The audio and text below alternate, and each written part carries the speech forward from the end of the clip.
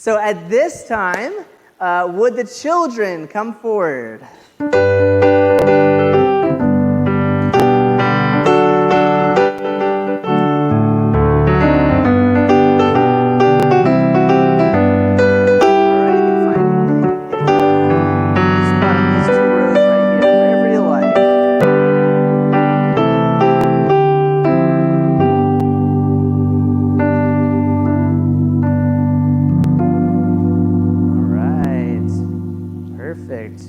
Find a space here if you'd like. We want to scoot over just a hair, everybody. Just take a scoot, and we'll make a little extra space. All right. What a beautiful group of kids. How you guys doing? Good morning. All right. Good morning. Good morning. All right. Well, later in the service, we're going to be reading a scripture from Psalm 104, and this is one of the verses. It's from verse 33. It says this: I will sing to the Lord as long as I live. I will sing praise to my God while I have been. So I've got a question. Are any of you singers? Do you like to sing? Sing in the shower, sing in a choir, sing, no? Not really singers? Okay. Well, are you musicians? Anybody play an instrument? Yeah? All right, what do you play? Trombone? What about you? What did you play? Oh, really? Guitar? Okay. And what about you two? Trumpet and saxophone. All right. Very musical group then. So I don't know if any of you were here last night for the jazz concert, but we had a blast. It was so fun. It was headed up by our very own Dathan Dedman. Well, I'm going to ask him to stand up because, yes, you, Dathan. Thank you. Dathan got a great group of jazz musicians together, a nice ensemble, and they played their hearts out. Everyone was having a blast. So much fun, so many different types of instruments on stage, and just reminded me of how many different ways there are to be creative, right? And music is definitely one of them.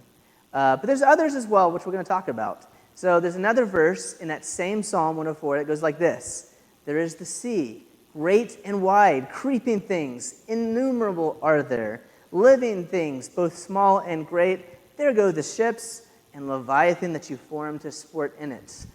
That's just a big fancy word for a giant sea creature, like a whale or something like that.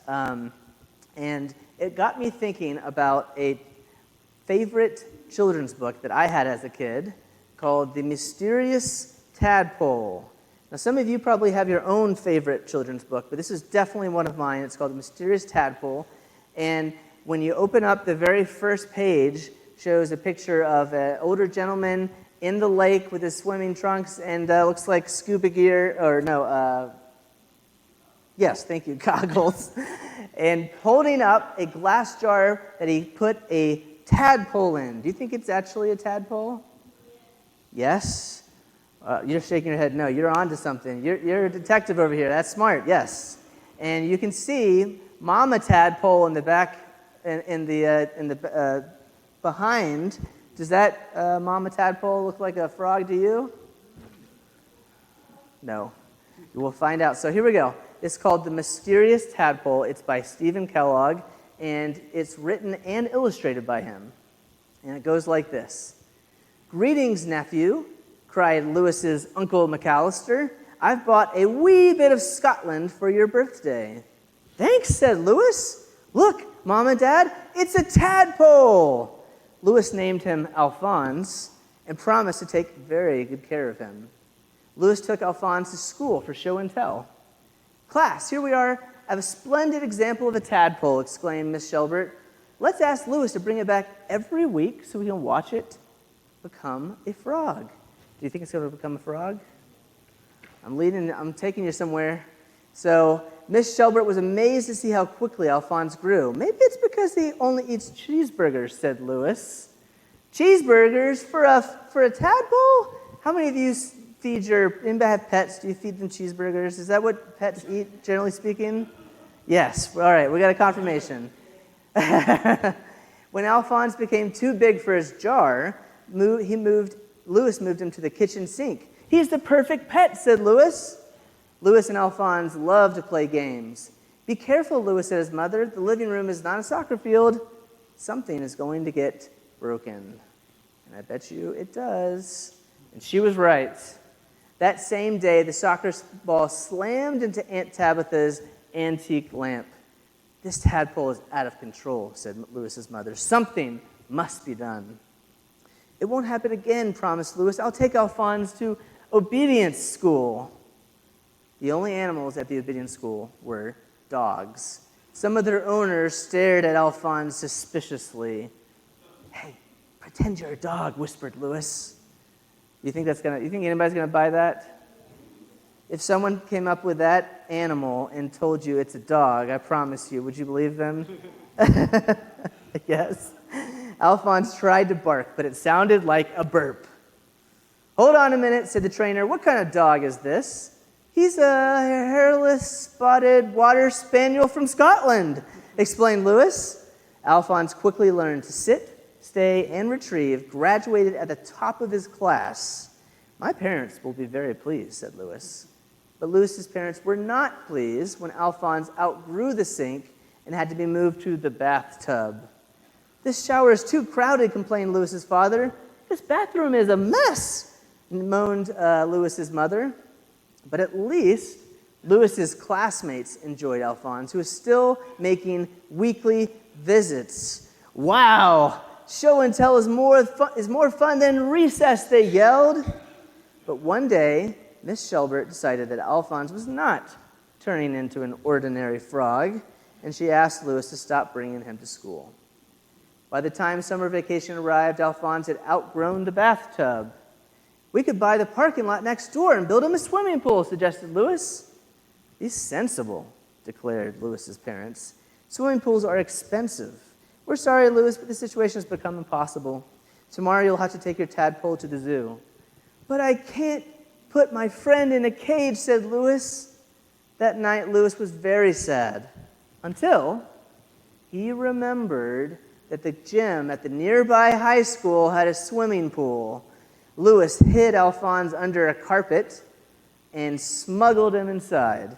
"Nobody's using this place during the summer," whispered Louis. "You'll be safe here." After making sure that Alphonse felt at home, Louis said goodbye. "I'll be back tomorrow with a big pile of cheeseburgers," he promised. Louis came every afternoon to play with Alphonse. In the morning, he earned the money for the cheeseburgers by delivering newspapers.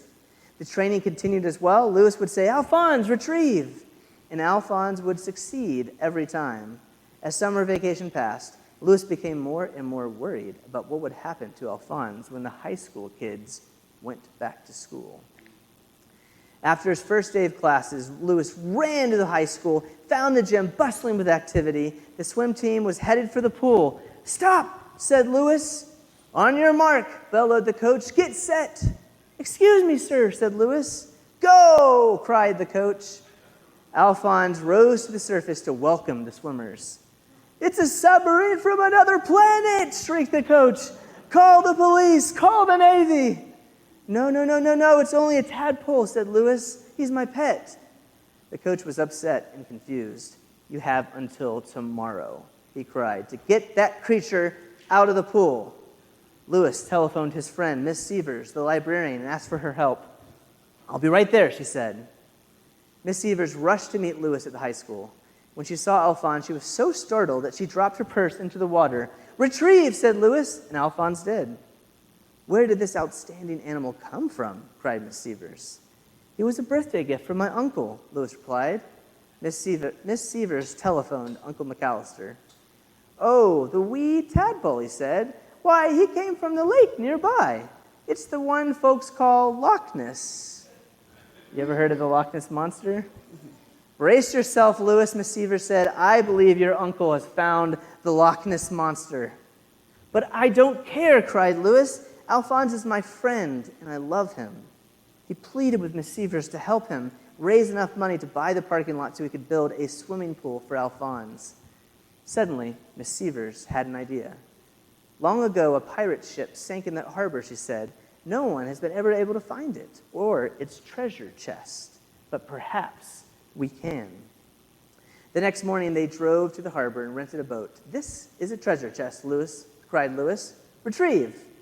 Alphonse disappeared under the water and returned with the chest. It was filled with gold and jewels. "Let's buy the parking lot and get to work," cried Miss Severs. Lewis's parents were shocked to see a construction crew in the parking lot. "Lewis," they cried, "what in the world is going on here?" "Alphonse found a pirate treasure ship," cried Lewis, "and we used part of our gold to buy you this present." Lewis's parents were shocked once again. "Tickets for a vacation cruise to Hawaii?" "And," said Lewis, "you don't have to worry about us because Granny has agreed to babysit." They hugged Lewis. They kissed Alphonse. "How soon can we leave?" they asked. "Immediately," said Lewis. By the time Lewis's parents returned, the swimming pool was being enjoyed by everyone in the city. That's a lot of kids. A week later, Lewis said, "Alphonse, tomorrow is my birthday, which means you've been my best friend for a whole year." The next day, Uncle McAllister arrived for the birthday party. "Greetings, Lewis, my lad," he explained. "I've come with a curious stone from the hills of Scotland. Happy birthday." "Wow, thanks," said Lewis. Suddenly, the stone began to tremble and crack. Do you think it's going to be an ordinary creature?